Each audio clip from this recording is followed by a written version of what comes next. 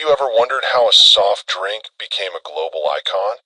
Something so simple, a bottle of Coca-Cola, is present at almost every party, conference, stadium, and even the most mundane moments of everyday life.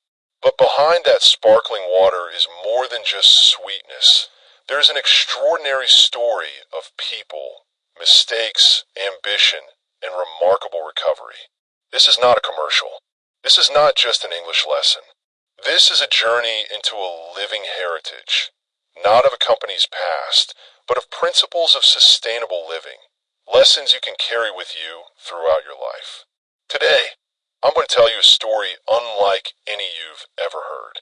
A story that began with a personal failure, led by a series of bad decisions, and exploded into a multi-billion-dollar empire. The story of Coca-Cola. You might ask, what does a soft drink brand have to do with me? The answer is a lot, because Coca-Cola is the perfect example of a simple truth. Greatness doesn't come from perfection. It comes from perseverance, from failure, and from the ability to adapt to a changing world. In this video, we'll not only learn how Coca-Cola became a global icon, but also why it has survived through crises, criticism, and competition, and continues to lead the market nearly 140 years after its first launch. You will discover, how did a pharmacist struggling with morphine addiction invent a globally addictive drink? Why did a businessman who saw the potential of Coca-Cola buy the entire formula for just a few $1,000s? National free marketing strategy. How did it become the first revolution in the beverage industry? Why does the war between Pepsi and Coca-Cola last until today? And what was the biggest mistake that almost destroyed the Coca-Cola empire? And finally, what did Coca-Cola do to transform itself from a soda company into a beverage conglomerate that owns hundreds of brands around the world? Every detail in this story carries a practical lesson, a sharp perspective, a profound suggestion for anyone starting their own journey. Whether you're learning English, starting a business, changing careers, or simply want to find inspiration in life every day, stay until the end, because the best part isn't about Coca-Cola. It's about you, the person watching this video. Because by the end of the story, you'll realize, if a mistake can create an icon, then you can create something extraordinary, starting right where you are. Ready? Join me on a journey, following in Coca-Cola's footsteps to look at your own life through a new lens. Let's go. In the summer of 1886, in the sweltering heat of Atlanta, Georgia, a man walked into his laboratory as usual. He was not a great inventor, nor a wealthy businessman. He was simply a middle-aged pharmacist struggling with pain, addiction, and looking for a way to survive. His name was John Stith Pemberton, and he had no idea that he was about to create something that would change the world. Pemberton was a veteran of the American Civil War, fighting for the Confederate Army. During one battle, he was seriously wounded. To relieve the pain, doctors prescribed him morphine, a powerful but highly addictive painkiller. A few years later, he was no longer a soldier, no longer fighting on the battlefield, but fighting inside his own body, against an addiction he had never chosen. Morphine was widely used, but many doctors warned of the long-term consequences: neurological damage, immune system damage, mood swings. And Pemberton, the man who had saved others' lives, was now being consumed by his own drugs. From the depths of his emotions, he did what few people dare, decided to find a solution to escape his own addiction. As a pharmacist, Pemberton believed in the power of plants. Specifically, herbs that had mild stimulant effects helped clear the mind and improved mood. While experimenting with ingredients, he noticed two unusual ingredients. Coca leaves from South America contain alkaloids that produce euphoria and were once used as a pain reliever. Cola nut from Africa contains caffeine, a central nervous system stimulant that helps increase alertness. Pemberton mixed them with red wine, creating a tonic drink. He named Pemberton's French wine coca, a drink that was both a stimulant and promoted as a tonic for the heart, nerves, and intellect. And surprisingly, Atlantans are starting to love the product. Those who use it describe feeling refreshed, alert, and energized for hours. Success came quietly, but it was also quickly extinguished. That same year, 1886, Atlanta enacted a citywide ban on alcohol, part of the temperance movement. This effectively banned the sale of Pemberton's product, which was a medicinal liquor. For someone else, this might have been the end. A career that had just begun to shine had been snuffed out. But Pemberton refused to give up. He began to reformulate the recipe, replacing the alcohol with carbonated water, which was being used in soda fountains as a trendy beverage. One time, while testing a new syrup recipe, he accidentally poured soda water into the mixture. When he tasted it, he was shocked. The taste was so delicious, better than any version he had ever mixed. That confusion created Coca-Cola. Pemberton took his new product to Jacob's Pharmacy, a large drugstore in downtown Atlanta. There, he suggested they sell his drink as a refreshment instead of a health supplement.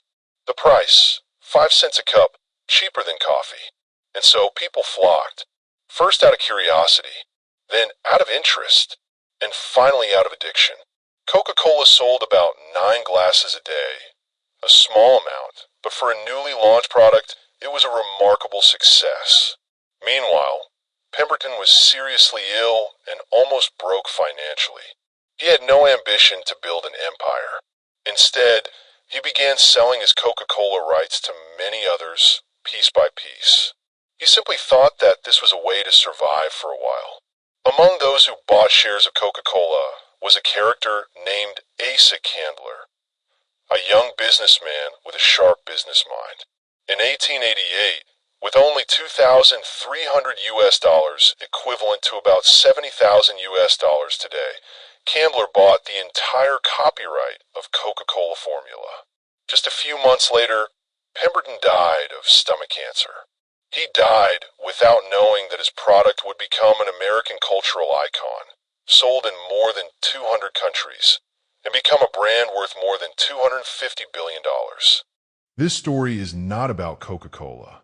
It is about how one failed person turned a mistake into an opportunity. If Pemberton had not been addicted to morphine, he would not have found an alternative. If Atlanta had not banned alcohol, he would not have been forced to change the recipe. If he hadn't mistakenly poured soda water into the syrup, Coca-Cola wouldn't have existed. Every failure, every personal crisis, is a necessary link to create miracles. Pushpin practical application for you today. You don't have to start right. You just have to start. Sometimes what you consider a failure today is the greatest inspiration for the future. Don't be afraid of failure. Talk to it, learn from it, and make it part of the journey. In the modern world, where everyone is looking for the perfect plan and absolute safety, Pemberton's story reminds us that true creativity often comes from the most imperfect of circumstances. You don't have to be an entrepreneur. You don't have to be a scientist. Just have the courage to start, even if you have nothing but the will to get through it. If you ever thought that a good product would sell itself, the story of Coca-Cola will make you think again. The original product was, in theory, not very special. Just a syrupy soft drink, one of dozens of other drinks available at drugstores at the time. But what made Coca-Cola legendary wasn't its taste. It was how people made that taste known to the world. And the man who did it was not the inventor. It was a young businessman named Asa Candler, a true marketing genius. If John Pemberton was the father of Coca-Cola, then Asa Candler was the man who gave it a second life. When Asa Candler bought the Coca-Cola formula in 1888 for about $2,300, no one thought it was a wise decision. People around him thought it was a dying product, nothing special, selling poorly in a few small pharmacies. But Candler saw what others didn't. not the product itself, but the feeling it could create. He saw Coca-Cola not as a tonic, but as a refreshing experience, a potential habit. From the beginning, Candler did not intend to sell Coca-Cola in the traditional way. He did not want people to just drink it. He wanted them to remember, crave, and come to it. And to do that, he didn't start by selling. He started by giving it away. Giving away products was unthinkable, especially for a company that had yet to be established. But Candler believed in a simple rule. If people try it once and like it, they will come back and pay for it again. He printed hundreds of thousands of coupons for free Coca-Cola trials, distributed them in newspapers, on the streets, and placed them in drugstores. He hired marketing staff to go to bars, drugstores, and soda shops and asked them to give customers free trials. Many people laughed at him, thinking he was throwing money out the window. But a few years later, Coca-Cola was available in most drugstores in the southern United States, and tens of thousands of glasses were sold every day. Customers didn't just come back. They became addicted to the taste, and word of mouth spread. A glass of Coca-Cola went from just a try to a daily habit. Candler doesn't create a drink. He creates a feeling. And to do that, he's willing to give before he takes. Pushpin practical lessons. Don't be afraid to invest in the first experience. In an age of choice overload, the winners are the ones who make customers want to come back, not just know. Candler didn't stop at giving away free samples. He soon realized that to go further, Coca-Cola had to be in people's minds before it was in their hands. So he did what no one had ever done before. He printed the Coca-Cola logo on everything.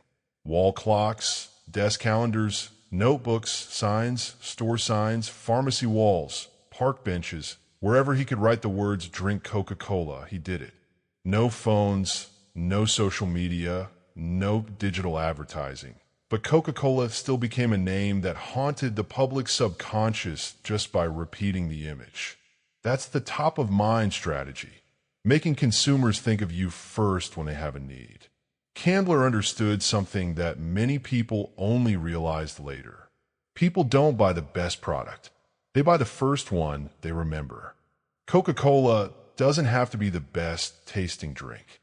They just have to be the first name you think of when you're thirsty. Pushpin practical lessons. In a world full of noise, branding isn't about the quality of your product. It's about the frequency of your presence and the feelings you evoke in people's minds. At first, Coca-Cola was only sold in soda fountains. You had to go to the pharmacy to drink it. But in 1899, two young lawyers named Joseph Whitehead and Benjamin Thomas came to Candler with a crazy idea: bottle Coca-Cola to sell on the go.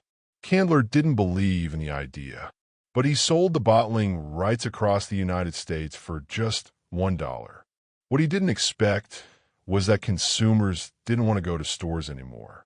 They wanted to drink Coca-Cola anytime, anywhere. When competitors began copying the taste and packaging, Coca-Cola created its own bottle in 1915 with a unique, curved shape that was hard to mistake for a bottle and hard to counterfeit. And from then on, the Coca-Cola bottle became more than just packaging. It became a cultural icon, instantly recognizable around the world. Pushpin practical lessons. Sometimes success doesn't come from differentiating your product. It comes from differentiating the way you present it. Candler's ultimate strategy and subsequent legacy for Coca-Cola was emotional connection over features. They don't say, Coca-Cola tastes the best. They say, Coca-Cola is bottled happiness. And that changes everything. Coca-Cola began to appear in scenes of family, love, friends, festivals, Christmas. They built the message: drink Coca-Cola not to quench thirst, but to feel closer together. This was the turning point that helped Coca-Cola transform from a drink into a part of popular culture. Pushpin practical lessons. Want to sell more? Don't sell a product. Sell a feeling. Don't say how good I am. Say how you will feel if you have me. Asa Candler did what many people at that time did not dare to do. He dared to give away the product before asking anything from the customer. He printed the Coca-Cola logo on everything possible, from calendars, clocks, to the walls of restaurants. And he understood one truth. People do not buy the best, they buy the first thing they remember. But Candler was not just a flyer or a billboard printer. He was the initiator of a new way of thinking about marketing, something that was not simply about selling a product, but about telling a story, building an emotion, and sowing a deep connection in people's hearts. Coca-Cola from then on was no longer just a carbonated soft drink, but became a symbol of joy, reunion, simple moments of happiness. And that did not come from the production line or the chemical formula, but from the way the brand communicated with the world. Candler has proven that communication is not a side skill for the talkative, but a vital element for anyone who wants to assert themselves in a crowded and noisy world. Whether you're a content creator, a startup, a student, an employee, or an entrepreneur, if you don't know how to spread what you believe in, you'll be drowned out by silence. But if you learn to tell your story with sincerity, consistency, and emotion, you will not only be heard, but you will be remembered. In mid-1980s, Coca-Cola was facing a crisis that was not easily apparent from the outside. They were still the number one brand in the world, available in more than 150 countries, and the most consumed beverage in America. But beneath the surface of the limelight, there was a growing threat: Pepsi. Without making a fuss, without declaring victory or defeat, Pepsi entered people's hearts with an extremely daring campaign, Pepsi Challenge. In shopping malls, parks, and schools, groups of people were invited to try two unlabeled soft drinks. One was Pepsi, the other was Coca-Cola. The results surprised the world. The majority of participants chose Pepsi because it tasted sweeter and easier to drink. Pepsi didn't miss the opportunity. They launched a massive advertising campaign, covering newspapers, TV, and even using survey results as evidence. They didn't say Pepsi was better. They let consumers say it. And that's what got Coca-Cola worried. Very worried. Coca-Cola's board of directors held an urgent meeting. Through a series of market research, taste tests, customer surveys, they realized that most young people were starting to like Pepsi more. The reason? Pepsi's taste was sweet, light, and suited the young people's taste. From here, a decision was made, a decision that seemed reasonable in theory, but was a disaster in reality. Change the Coca-Cola formula. They called the new product New Coke, and they were confident that it would appeal to young people, win back market share from Pepsi, and reassert its position as number one. In the boardroom, everyone thought it was a smart strategy. The surveys supported it. The marketing experts nodded in agreement. They believed that Coca-Cola needed to innovate to keep up with the times. And then, in April 1985, New Coke was officially launched. As soon as New Coke hit the shelves, millions of people went crazy. Not because the product is bad, but because Coca-Cola has erased something people have loved for so many years. For many Americans, Coca-Cola is more than just a soft drink. It is a part of their memories associated with childhood, family, holidays, and a sense of home. Changing the formula was like ripping off a piece of history that they held dear. Consumers called the company's hotline, wrote letters of complaint, and launched a protest movement in newspapers and on television. Some even hoarded the original Coca-Cola, as if it were part of their heritage that was being erased. In less than 3 months, Coca-Cola was pushed into the worst crisis of trust in its brand history. All marketing strategies, research data, market surveys, all failed completely in front of human emotions. After 79 days of chaos, Coca-Cola announced that it was bringing back the old formula under the name Coca-Cola Classic. And strangely enough, The return was welcomed like a relative returning from storm. Consumers bought Coca-Cola Classic with an unprecedented outpouring of affection. They didn't just drink it to quench their thirst. They drank it to retain their identity, to feel heard. And for the first time in FMCG history, a company admitted a mistake publicly and got a double dose of love from consumers. The result? Coca-Cola not only recovered its position, but also grew stronger after the crisis. The mistake with New Coke, which seemed like a fatal blow, became one of the most successful turning points in the long run. The biggest problem is not that Coca-Cola changed its flavor. It is that they lost their identity to chase short-term trends. They ignored an extremely important thing that every brand and every individual must remember. Customers don't just buy products. They buy feelings, memories, and identities that come with them. The same goes for life. You may find yourself not following the trend like others. You may be skeptical when everyone changes direction, while you still maintain your own lifestyle and values. But remember, not everything new is right. Not everything old is outdated. The important thing is what you choose. Is it really you? In a world that is always running, always changing, the one who knows how to keep the essence sometimes is the one who goes the farthest. The story of New Coke was not forgotten as a stain on brand history, but was taught as a vital lesson in every course on marketing, brand strategy, and especially human qualities. It proves that success does not come from always being right, but from the ability to admit mistakes, courageously correct mistakes, and stand up from where you fell. Coca-Cola was wrong to think that the new flavor would be more popular with young people. They were wrong to think that surveys and data could replace emotions and memories. But what they did right, when they saw that they were wrong, they did not try to protect their ego, but chose to return to what consumers loved most, the old, intact, familiar identity. And they won, not in a race with Pepsi, but in the battle to retain the brand's soul. New Coke didn't kill Coca-Cola. On the contrary, it made Coca-Cola more approachable, more real, and more beloved than ever. Because consumers don't need a perfect brand. They need a brand that dares to listen, dares to correct, and knows that mistakes don't diminish value, but only make the path to the heart more authentic. The same goes for life. You don't have to be right all the time. But you need to be sober enough to recognize when you're going wrong, patient enough to learn from the beginning, and brave enough to come back to yourself before it's too late. The crowd may cheer you when you change, but in the end, only you live with the consequences or results of that choice.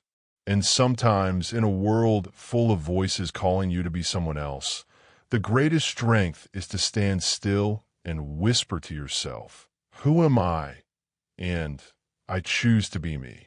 Coca-Cola was once a simple soft drink sold in local drugstores across America. But how did a drink born in an Atlanta laboratory become a global icon, available in more than 200 countries, and called the world's second language? The answer lies not in the recipe, not in the production line, and not even in the price. It lies in something intangible, yet incredibly powerful: human emotion. After Asa Candler laid the foundation for Coca-Cola in America with clever marketing campaigns, in 1919 the brand was sold to a new group of investors led by Ernest Woodruff, who had set a crazy but ambitious goal: to bring Coca-Cola to every person on the planet.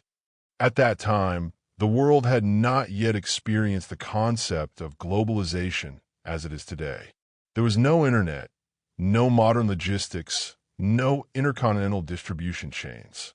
Yet Coca-Cola still did the unthinkable, becoming the first American product to be loved in every country it entered. So what's the secret? Not in selling soft drinks, but in selling a message and conveying a sense of America, especially during World War II, where Coca-Cola implemented one of the most humane and touching marketing strategies in history, to ensure that every American soldier, anywhere in the world, can drink a bottle of Coca-Cola for only 5 cents. That may sound like a small thing, a cheap drink in the midst of bombs and bullets. But for soldiers far from home, fighting in harsh environments, a bottle of Coca-Cola became a symbol of home, of homeland, of something kind, familiar, and worth living for. To fulfill that promise, Coca-Cola did not hesitate to build bottling plants right in the war zones, in Europe, Asia, and North Africa. In the eyes of the soldiers, Coca-Cola was no longer a beverage. It was a companion in the war, a sign that America was still with them, wherever they were. And a miracle happened. After the war ended, those soldiers brought the habit of drinking Coca-Cola home.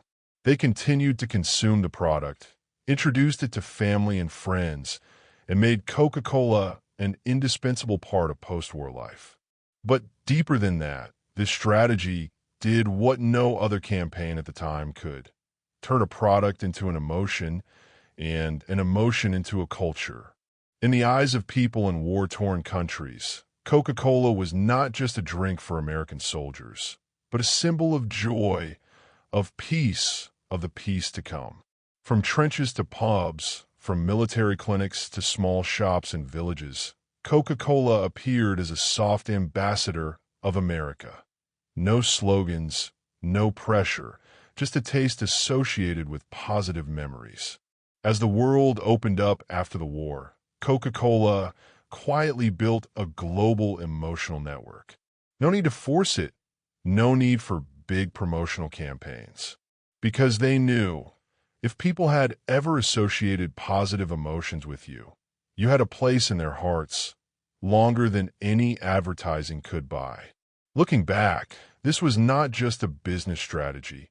It was a humane and wise act, combining compassion, sensitivity to human emotions, and a global vision. Coca-Cola doesn't just export products, they export emotions. And that creates a timeless advantage that transcends political, cultural, and linguistic boundaries. From a can of water, Coca-Cola has become a part of global popular culture, appearing in movies, music, sports, festivals, and even memories. They're no longer a beverage company, but a storyteller. A bottle of Coca-Cola is not just for drinking, it is for remembering. Remembering the first time you sat next to your parents in a stadium. Remembering Christmas with Santa Claus holding a bright red Coca-Cola can. Remembering the cool feeling of a sunny summer afternoon, or the afternoon after school in a foreign country. Coca-Cola understands something that few businesses ever fully understand. People don't buy products, they buy experiences. They don't buy features, they buy emotions. They don't buy things, they buy memories. And that's why, despite thousands of soft drink brands coming after it, with all sorts of better, less sugar, healthier features, Coca-Cola still exists. Not because it tastes the best, but because people have the most emotional connection with it. In today's globalized world, the lesson from Coca-Cola is as valid as ever. If you want someone to trust you, connect with their emotions first. If you want someone to choose you, become part of their best memories. And if you want your product or yourself to go beyond geographical boundaries, first reach beyond borders, the heart.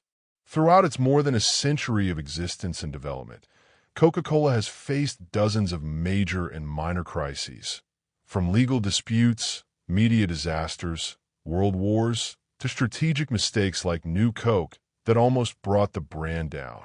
But what helped them stand firm was not luck, not money, but the ability to adapt intelligently and courageously.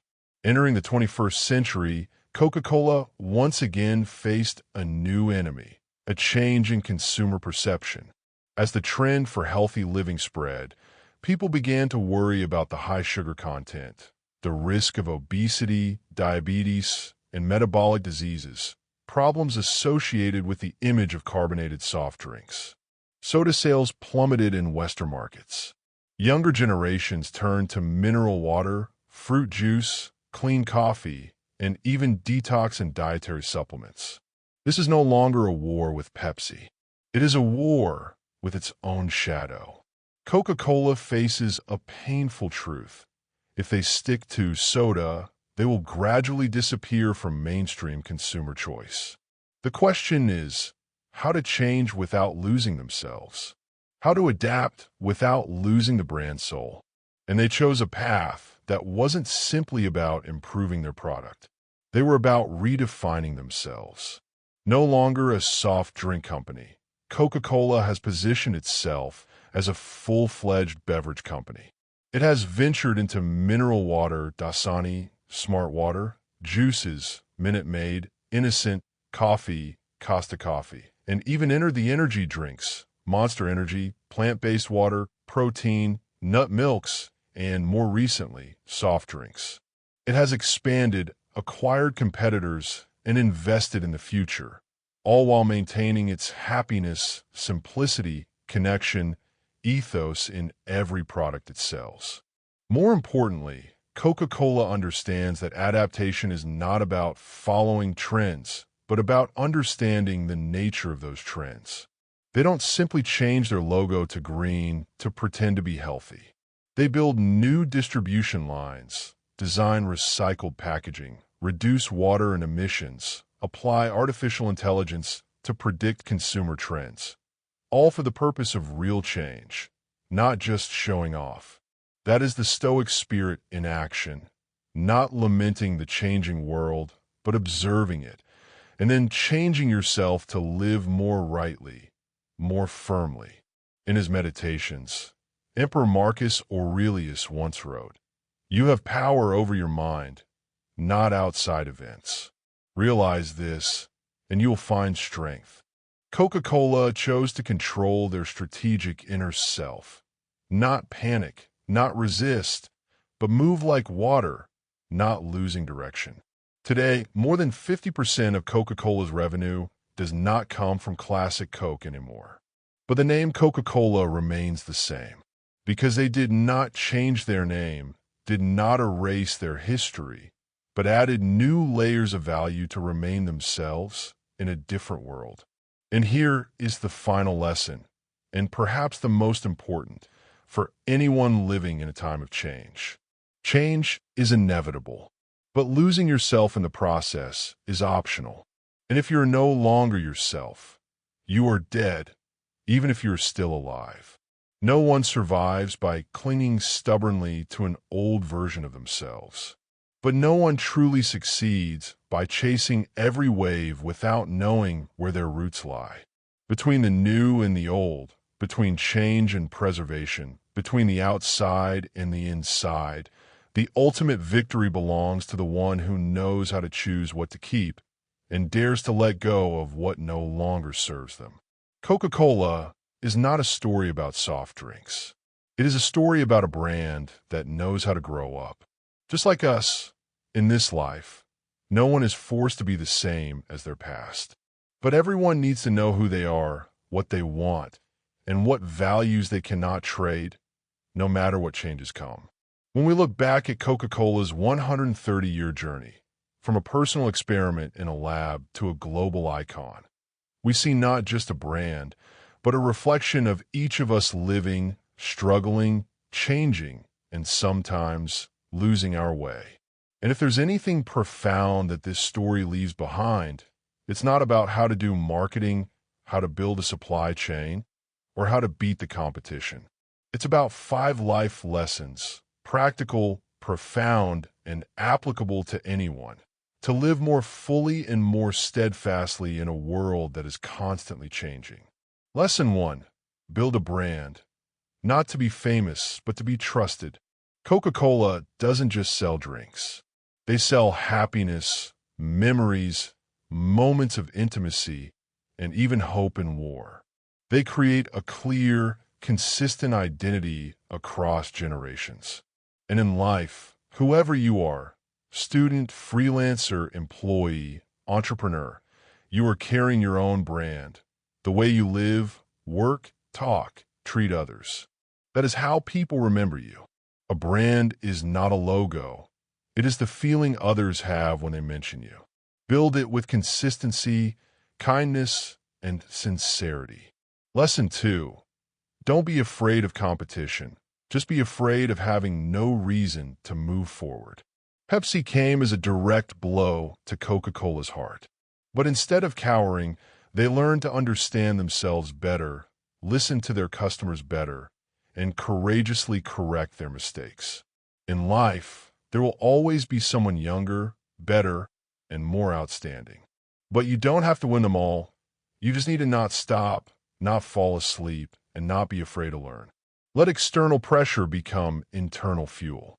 Competition, when viewed properly, is not a threat, but an opportunity for you to become sharper, kinder, and clearer about your own path. Lesson 3. Failure is not the end of the road. It's a necessary comma to reread your life. The New Coke fiasco is a classic example. Wrong product, right response. They didn't blame, didn't run away. They faced it, apologized, and fixed it right away. So instead of pretending to be perfect, learn to be true to yourself, be honest with your mistakes, and be compassionate with yourself in your moments of failure. You'll realize the biggest mistake isn't failure. It's giving up because you believe you can't fix it. Lesson 4. Change is inevitable, but staying in the change is the art of living. Coca-Cola used to be a soda company. Now, they're a global beverage company, from water to coffee to juice to functional drinks. They changed their products, their strategies, even their worldview, but not the core feeling they create for their consumers. In our world today, where everything can change overnight, learn to be flexible, but not so flexible that everyone you meet sees you as someone else. Change is not about losing yourself. It is about retaining the most valuable part of yourself in a changing world. And the 5th lesson, don't dream small, because no one remembers who was good enough. John Pemberton didn't think Coca-Cola would become a legend. But Asa Candler, Ernest Woodruff, and the generations that followed dreamed big enough, did hard enough, and went far enough to turn small things into legacy. In life, you don't have to start at the top, but you do have to dream big enough to overcome laziness, fear, procrastination, and even the naysayers. Dream big, not to prove anything to the world, but to live up to the potential you were born with. Coca-Cola is not an unrepeatable miracle. It is the result of a series of conscious actions, of people who dare to look straight at the market, at consumers, at their own mistakes, and dare to do better every day than yesterday. You can do the same. No millions of dollars. No starting in Atlanta. Just start small today with conscious awareness, clear identity, and a vision that is not limited by circumstances. Because if a drink that was once sold for 5 cents on a street corner can become a global icon, then there's nothing stopping you from becoming the best version of yourself, as long as you choose to take the step. What about you? After listening to this story, which lesson do you feel is most deeply ingrained in you? Is it the lesson of courageously correcting mistakes, of maintaining identity in changing times, or of how a small dream can shake the world? Leave your thoughts in the comments below. I really want to read every single one of them, because maybe your story will inspire others, just like Coca-Cola did. And if you find this video thought-provoking, don't hesitate to hit the like button, subscribe to the channel, and turn on the bell so you don't miss the next stories. Life lessons, real strategies, and twists from real life that books don't teach. You don't need to change the world. Just change yourself a little bit every day. That's a big win.